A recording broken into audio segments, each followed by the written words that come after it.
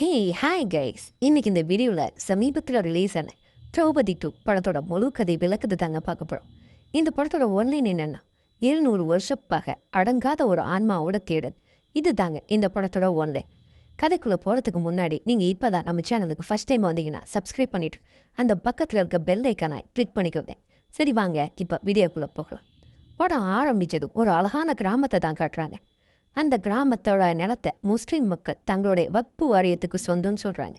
Case போட்டால் இதுக்கு தீர்ப்பு வரவே ரொம்ப நாள் ஆகும்னு ஹீரோவும் ஊர் மக்களை யோசிச்சுட்டு இருக்கும்போது தான் அவங்களுக்கு ஒரு யோசனை ஒன்று வருது. அது என்னன்னா, பாலடைஞ்சு கிடக்கிற கோயிலை க்ளீன் பண்ணி திருவிழா நடத்தினா ஏதாவது நன்மை நடக்கும்னு நினைக்கிறாங்க.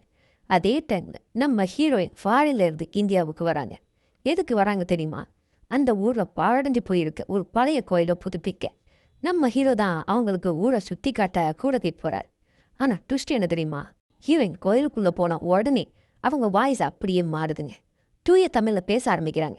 ஏதோ ஒரு ஆன்மா உள்ள புகுந்த மாதிரி ஹீரோவை பார்த்து, வீரசிம்மா என்ன உனக்கு அடையாளம் தெரியலையா அப்படிங்கிற மாதிரி கேட்குறாங்க.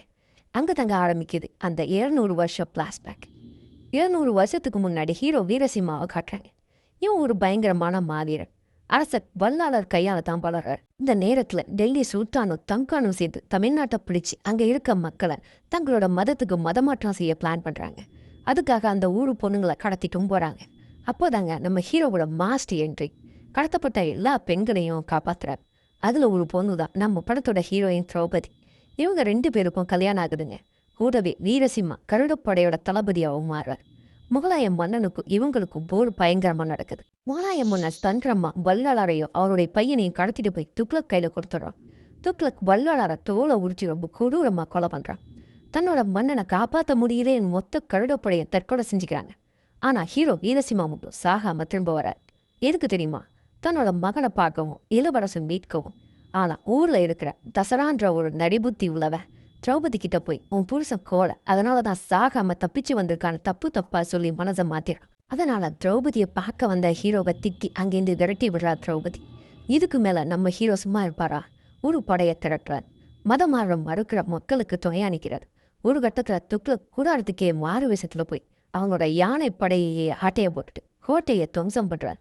பூனைகளை பார்த்தாலே அலர்ஜி ஆகிற துக்ளக்கோட படைகள் கோட்டைக்குள்ள நூற்றுக்கணக்கான பூனைகளை விட்டு அவனை ஓட ஓட விரட்டுறார். நம்ம ஹீரோ கடைசியாக துக்ளக்கோட சண்டை போட்டு அவனையும் கொள்றார். தான் பண்ணின சத்தியத்தை நிறைவேற்றின சந்தோஷத்திலேயே நம்ம வல்லாளர் செத்து போன அதே இடத்துல தானும் தற்கொலை பண்ணுறான்.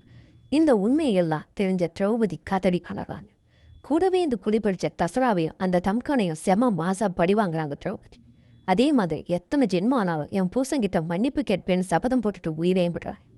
கட் பண்ணா இப்போ ப்ரெசென்ட்ல திரௌபதியோட ஆன்மா ஹீரோ கிட்ட மன்னிப்பு கேட்டுட்டு இந்த ஊரில் இருக்கிற நிலப்பிரச்சனைக்கு தீர்வு சொல்லுது. அது என்ன தெரியுமா? அந்த ஊரோட சாமி சிலை காணாமல் போயிருக்கும். அது கிடைச்சா நிலப்பிரச்சனை சரியாகிடும் அப்படிங்கிற மாதிரி திரௌபதியோட ஆன்மா அந்த சிலை எங்கே இருக்குன்னு சொல்லுதுங்க. அது எங்கே இருக்குன்னா, குளத்துக்குள்ள யாரோ ஒழிச்சு வச்சிருக்காங்க. அந்த சிலையை குளத்துல இருந்து மக்கள் எடுக்கிறாங்க. நீனும் நம் மக்களுக்கு தான் சொந்தம் சொல்லி ஊர் மக்கள் கோர்ட்டில் வாதாடவும் செய்கிறாங்க.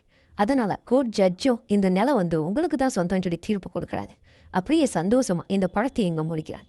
எப்படி இருந்துச்சு என்னோட விளக்கம்? பிடிச்சா லைக் பண்ணுங்க, நம்ம சேனலை சப்ஸ்கிரைப் பண்ணுங்க, பக்கத்தில் இருக்க பெல் ஐக்கானை கிளிக் பண்ணிக்கோங்க.